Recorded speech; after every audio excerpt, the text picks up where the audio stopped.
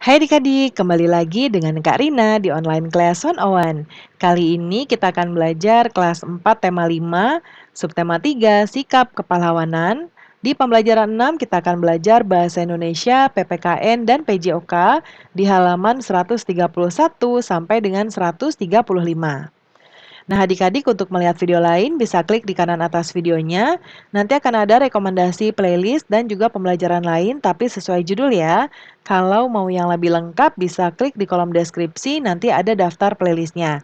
Misalnya adik-adik mau lihat kelas 4 semua temanya, berarti pilih ini. Klik linknya atau klik biru-birunya.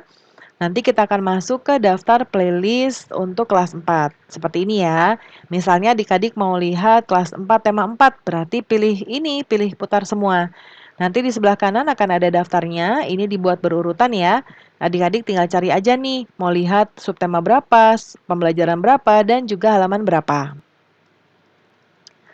Nah, kata Edo, banyak sikap kepahlawanan yang ditunjukkan oleh orang-orang sekitar kita. Siapa aja nih? Nah, ini ada bacaan teks, judulnya Kakek Penyelamat Lingkungan Tanpa Pamrih. Ya, ini adalah cerita, boleh adik-adik baca dulu. Ya, nanti kita akan lanjut ke pembahasan soalnya. Nah, ini juga masih ada ya, dibaca dulu. Nah, kita akan masuk ke tulislah pertanyaan sebanyak mungkin tentang kakek Duha Juhairi. Nah, pertanyaan Karina buat, siapa kakek Duha Juhairi?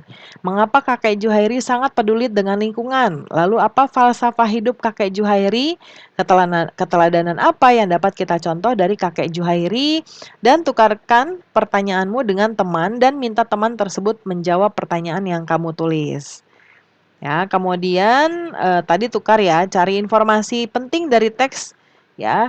Nah, informasi pentingnya adalah Duha Juhairi menjadi penyelamat lahan yang rusak selama 26 tahun tanpa dibayar, tanpa pamrih, terus berupaya supaya lahan kering menjadi hijau.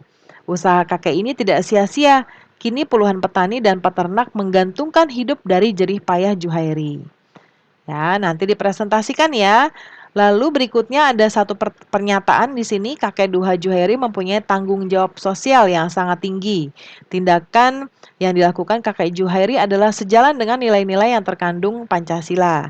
Nah, jadi kita jelaskan adik-adik maksud pernyataan tadi tuh apa nih sehubungan dengan sila kelima. Nah, Karina buat di sebelah kanan, yaitu berusaha menolong orang lain sesuai kemampuan kita, menghargai hasil karya orang lain dengan tidak mengejek karyanya, menjunjung tinggi nilai kekeluargaan, lalu yang berikutnya menghormati hak dan kewajiban orang lain dan menyayangi sesama manusia. Pertanyaan berikutnya, kamu juga menerapkan sikap yang menunjukkan tanggung jawab sosial dalam kehidupan sehari-hari, khususnya terhadap lingkungan. Berikan contohnya, yaitu melakukan penghijauan di sekitar rumah, membuang sampah pada tempatnya, dan membantu korban bencana alam. Apa yang terjadi jika kita tidak mempunyai tanggung jawab sosial dalam kehidupan sehari-hari? Nah, manusia itu kita hidup sebagai makhluk sosial ya, adik-adik ya. Kita nggak bisa hidup tanpa bantuan orang lain. Nah, di sini dapat kita ketahui bahwa yang akan terjadi adalah munculnya sikap sinisme dari masyarakat, ya, dan terjadinya kesenjangan sosial. Nah, berikutnya kita akan belajar untuk memberikan pertolongan kepada orang yang cedera. Ya, yang pertama Karina buatkan contohnya rest ya, istirahat. Ya, istirahatkan segera daerah yang mengalami cedera, hentikan segala aktivitas yang dapat menimbulkan nyeri atau memperburuk bagian tubuh yang cedera. Jadi beristirahat yang pertama ya. Lalu ice itu mendinginkan bagian tubuh yang cedera. Caranya meletakkan es batu atau kantong berisi air dingin pada bagian tubuh yang cedera dengan segera untuk meminimalkan pembekakan. Lalu compression ya, lapisi daerah yang cedera dengan perban elastis atau elastic bandage. Ini dilakukan untuk mengurangi pembekakan.